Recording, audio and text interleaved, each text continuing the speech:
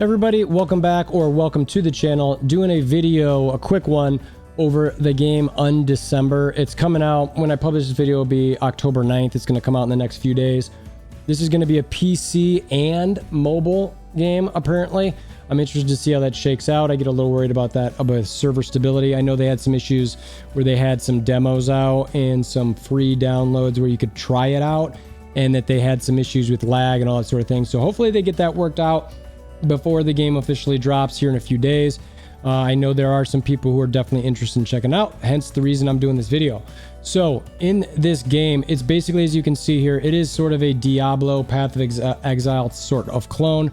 I think it's going to be one of those grind dungeon looting to get what exactly you want type games. If you don't like those, this is probably not going to be for you straight up. So I'd say don't play. Don't even waste your time.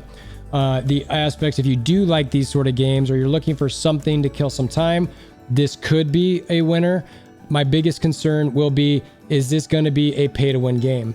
I did watch some other videos on this.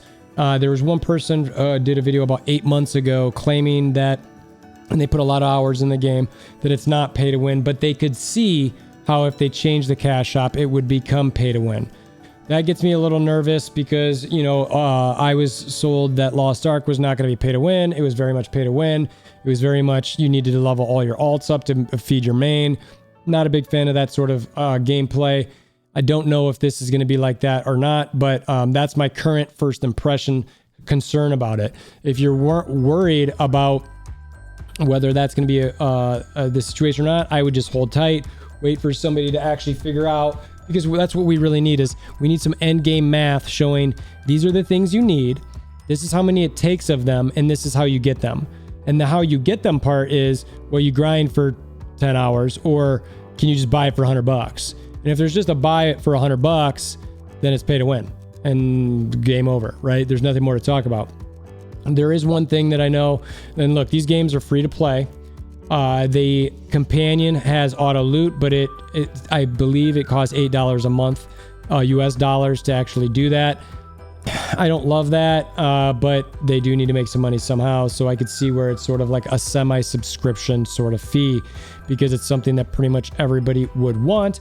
So it could be in there for that reason alone. There are 3 different types of weapons, which you've sort of probably been seeing in the game that I've noticed. There's like some wands, or some like axe, sword, dagger, like I call them melee, staffs. Those are the 3 general concepts. You become a rune hunter is what they call. And I have to admit, the story, I'm like, what exactly is happening with the story here? I'm doing what? I'm hunting runes, I guess, because they start calling me a rune hunter. There is the cosmetic section here is very limited. 9 faces, some skin tones. They've got some hair colors here too, which again, like, it's not 6 styles, 12 colors. You can see I just, went with the pink. You name your character and then you go into the game. You immediately start on this ship, and they give you a few weapons that you can test out. You run around and there's these dimps that you're attacking. It gets you going right away. You beat boxes. Some of the boxes can give you stuff. It's run around, turn around, throw stuff at the people, run around, throw stuff at the people. Again, very Path of Exile or Diablo-esque. I can see where the real fun of this game comes more when you get into the end game, where you're getting real builds, you're throwing a lot of stuff around. So maybe the initial impression of something is not really the best look. In game, some of the things that you worry about a little bit, like I mentioned, so you get these skill runes that you could pump in there, and then as you get these other sort of link runes, they're called. So you've got the skill rune and then the link runes. This is where apparently there's some RNG to the colors of these. You can re-roll those. My understanding is that it doesn't take that many, or it's not that difficult to get those in a situation that you like.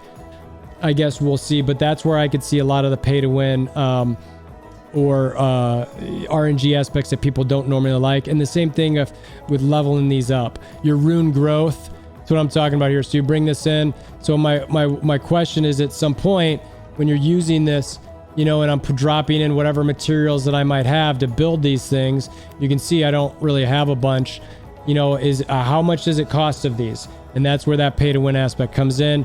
You're going to want to pay attention to that, because I could see that being something that is a problem. There's another aspect of Zodiac where you can play around with the skill or your stats, so to speak.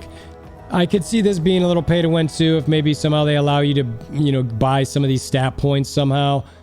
Okay, you know, but it's not anything I'd really freak out about. I haven't unlocked the relic yet, but again, another opportunity there. Pets, I mentioned earlier, auto loot function.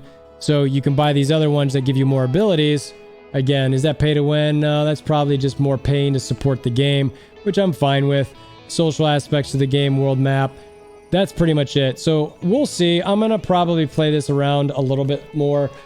Play to see if there's the raids are difficult, the bosses are difficult, that sort of thing. But again, if you're not into the Path of Exile Diablo, and if you're fearful of any pay-to-win mechanics, I would be very cautious to get into this. If you're just looking at something to kill some time, I think it's probably okay to at least jump into. So again, short video, wanted to share this with you guys. Let me know what your thoughts are, or if you've played this and you think it's either pay-to-win or not, because that'll probably help determine whether I want to dive into this myself. But I wanted to give you my first look, first impressions, and should you play it type concepts. And again, should you play it? If you're just looking to kill time and you're not worried about any potential pay to win aspects, yeah, go ahead. No big deal. It's free. It's not going to hurt you. If you're really cautious about your time, you don't want to invest anything in a game that could just go down a bad path, hold off. Hold off on this one and wait and see. Give some more people the opportunity to see what the end game is like and how much of that stuff that I mentioned and how much RNG is tied to it. And if someone can really do that pay to win to create that power creep between somebody, or that power gap. All right. So appreciate you guys making this far. If you want to hammer down like buttons, appreciate you. Until next time, hope you have a wonderful day.